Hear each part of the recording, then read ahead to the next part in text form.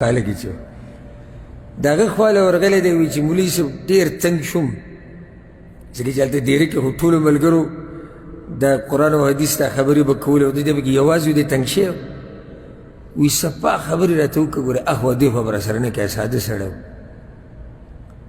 د دوی چې د رفالدین کوي په دې مانځه کې دا شتي اخوا دې خوا به نه کوې یوه خبره ماته وکړه زه پرې داسې مضبوط اوسم چې چا پلار مې تیم نشي اړولی هغه ورته وی ګوره مشر صحابي چې دی دوی به کې بیا دا قصې شروع کړي مشر او کشر حالانکې دې ته ضرورت نشتی یو صحابي چې د پیغمبر نه حدیث موږ ته رانقل کو بس رانقل شو مشر کشر به کیسه لکې دا مشر کشر چې کوي دا هم د دې روایت قدر کمی وی ګوره مشر صحابي چې دی عبدالله بن مسعود مشر صحابي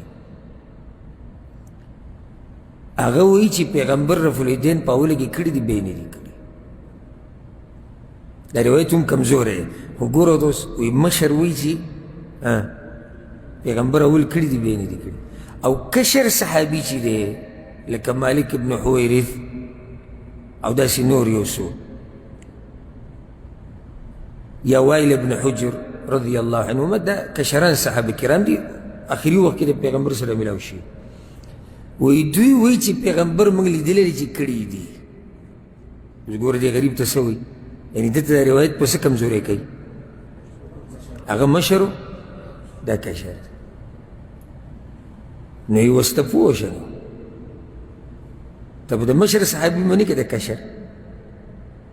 مشر وایي چې پیغمبر نه دي کړي دی ورسره وایي د اول نه دی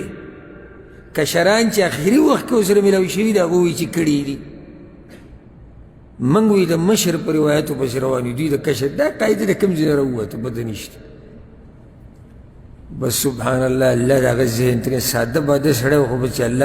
الله یې پوه کوي وی بس صحیح شوه بیا مې پوه شوم چې شتي مولوي صاحب وایي چې دا خو بله جاکه جوړه کړه څنګه ته پوه شو چې شتي وی معنه دا شوه دغو دې دا معنه واخسته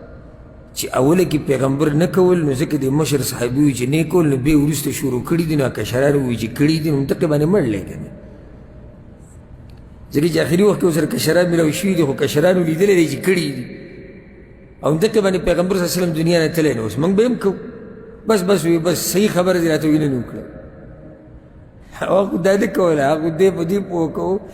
چې موږ د مشر په روایتو پسې روایو دوی د کشر پسې روایت دی کیسه د هغه د لږ ګډوډه شوه او سړی به پوه شو چې دا شتي ځکه چې آخري ژوند کې پیغمبر صلی الله علیه وسلم کړی او بیا دومره په دې حق باندې مضبوط ودرېد دومره مضبوط بیا لاړم ملک ته بیا زه لاړم هلته مې څو ځایونو کې بیانونه کول نو هلته راغلی وم غزې ته ما ته ملګرو بیا شکایت وکړو دی لږه سختي ډېره کوي ته یې پوه وکړه نو ما ورته ویل ګوره حاجي صاحب لږه ګزاره وی په حق کې ګزارې نه کېږي حق کې بیا ګزارې نه کېږي وایي نو ما خیر لږ ته هم داسې وی کذلک کنتم من قبل فمن الله علیکم